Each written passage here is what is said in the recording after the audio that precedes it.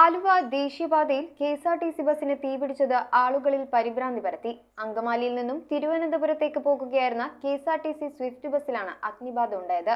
ഉടൻ ആലുവ അഗ്നിശമന സേനയെത്തി തീ നിയന്ത്രണ വിധേയമാക്കി.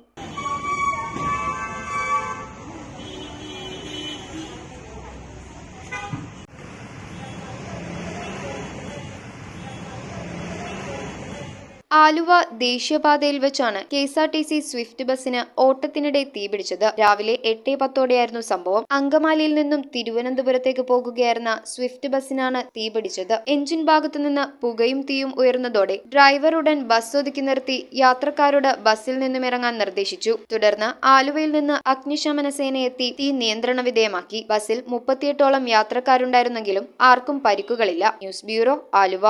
നക്ഷത്ര ഗോൾഡ് ആൻഡ് ഡയമണ്ട്സിന്റെ എറണാകുളത്തെ ഏറ്റവും വലിയ ലൈറ്റ് വെയ്റ്റ് ഷോറൂം ഇനി ആലുവയ്ക്ക് സ്വന്തം. ഇനി മുതൽ ലൈറ്റ് റേറ്റിലും ലൈറ്റ് വെയ്റ്റിലും ഡെയിലി ട്രെൻഡായി അണിഞ്ഞൊരുങ്ങാൻ ആലുവ നക്ഷത്ര ഗോൾഡ് ആൻഡ് ഡയമണ്ട്സ്. എറണാകുളത്തെ ഏറ്റവും വലിയ ലൈറ്റ് വെയ്റ്റ് ഷോറൂം ഇനി ആലുവയ്ക്ക് സ്വന്തം.